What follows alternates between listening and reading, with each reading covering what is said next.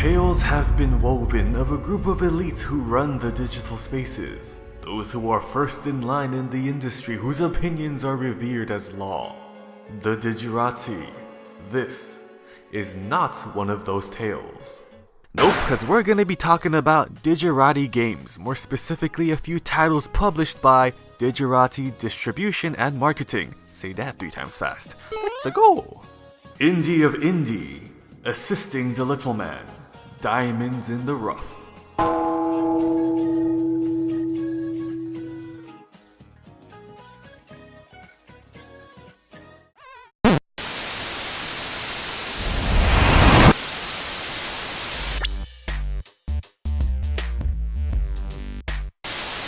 Let's begin with a question. Have you heard of Digerati Distribution and Marketing before? Because I haven't. At least not until I bought a bundle of games that they published when I was surfing the PlayStation Store during the Black Friday weekend in November. It was like $10 to $15 for a bundle of 5 games, with the bundle's original price being twice or 3 times that amount. After looking them up, it turns out they are a publisher focusing predominantly on indie games and developers. Now, it's been a while since I actually took my time with an indie title. A lot have been hit or miss with me, as budget constraints for these games tend to lead to very similar basic gameplay styles. But you know, it piqued my interest, and judging from their website, they seem like a rather confident bunch. I mean, look at these fun facts. Lots of contacts, lots of games, a team of regular Joe Schmoes like us, and a crap ton of quinoa. Look at those numbers. You know damn well only someone with an eye for indie titles would consume that much of the golden grain. So, I assume, based on their pride and confidence, I'm just gonna jump right into this showcase. The first title we'll be looking at is The Sun and Moon. Upon first glance, lots of pixelated, grainy textures contrasting with solid blocks. It's deceptively simple based on its appearance, but the difficulty becomes apparent when you attempt to adjust to the gameplay. It's a puzzling platformer that has you grabbing dots on a stage while maintaining control of your little wispy character against the constant shifts in momentum. Here, your main objective is to collect these tiny dots placed around the level before finding your way to the exit in the form of a little black hole. Your methods of movement include jumping around and being able to phase in and out of solid walls. When you phase into walls or blocks of a level, you'll be fighting to balance your momentum as gravity becomes reversed during phasing. How far you phase into solid objects is matched by how high your initial jump or momentum was. So the higher you came down into a block before phasing, that's approximately how far you'll go during a phase.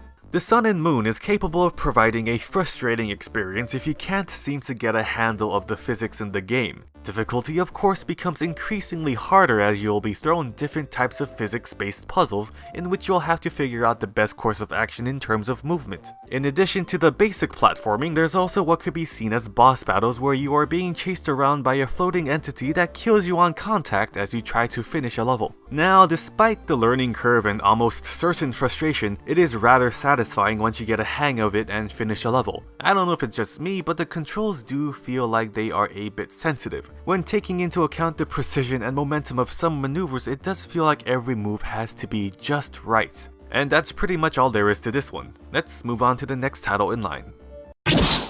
Imagine Doom crossed with The Binding of Isaac with Minecraft visuals. That's pretty much Paranautical Activity in a nutshell. A roguelike first-person shooter, Paranautical Activity sends you into a maze filled with dark rooms inhabited by glowing aquatic-themed monsters. Before you start playing, you get a choice from 4 different weapon loadouts, each with their own strengths and weaknesses. I don't know if it's just me again, but I found it difficult to get accustomed with the controls and movement. I feel this probably plays way better on the PC. There's just too much going on with the movement and projectiles for it to play smoothly on the console. The character is constantly bobbing up and down excessively, and some loadouts just don't work well with that, especially with randomized terrain. Not to mention, monsters will be bombarding you non-stop in certain rooms. You will either deal with basic minions or get attacked by a boss monster right off the bat, or at any moment actually. Such is the nature of a roguelike game. I never made it too far into the game, though I must reiterate that it probably feels easier to play on PC. It's Scrabble the RPG. You take part in turn-based battles that require you to spell out words out of a random assortment of letters. The longer the word, the more damage you do. Simple. It's a cutesy side-scrolling adventure. I guess. The bare bones plot basically just has your mini Grim Reaper hankering for pizza, and for some reason a ton of monsters are in his way. Aside from that, you can buy power-ups with the in-game currency and spell out words to your heart's content. It's kind of nice that they put the dictionary definition of words over on the side in case you happen to come across a word you spelled from guessing. Though this is the easiest game to cheat at if you pull up a word creator online that assembles words for you from inputted letter choices. Though this is quite the brain jogger, as you'll be digging into the deepest depths of your mind to put out words you probably forgot existed. Next. This title was probably my favorite out of the others from the Digerati bundle. I think Metroidvania would be the right term to describe Slain. You play as Batharin, a bearded bastard sword-wielding man awoken from his slumber by a random spirit. It has you up and going right away as it puts you through mini tutorials to gain an understanding of the game. I have to say, it feels and controls superbly. Jumps, attack animations, and movement in general flow so smoothly into each other. Nothing about it feels stiff. I don't really think there's a downside. Oh yeah, they got traps and stage hazards riddled across levels. It even patronizes you with a trophy for hitting the first trap you encounter and another trophy when you remember to avoid it. Damn you, game, damn you. Now, other than that, sometimes it's difficult to assess what part of the level is able to be landed on or gone through because all the textures sort of blend together. Very little is done to distinguish these things save for the obvious trap layouts. If you like Castlevania with a twist, this could be for you.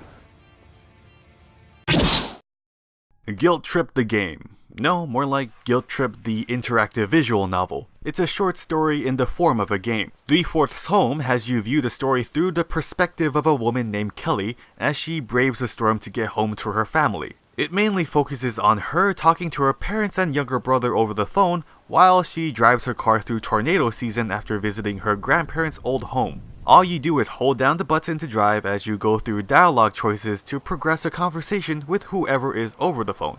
I have to say, this is presented really well. The developers managed to create an atmosphere that really melded with the story as it progressed. And as you keep going, things kinda start to get a bit too real, you know?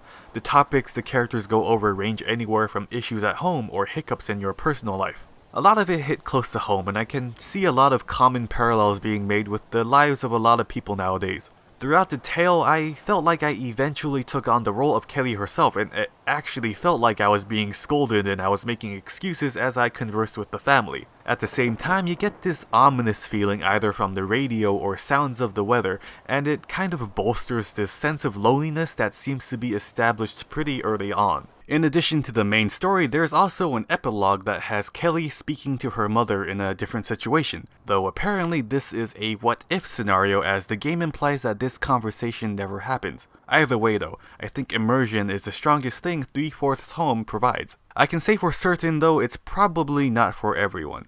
Especially if you're not a fan of narratives that require you to have patience. The whole time you'll probably be sitting still for a good 30 minutes or so as you are reading the entire time.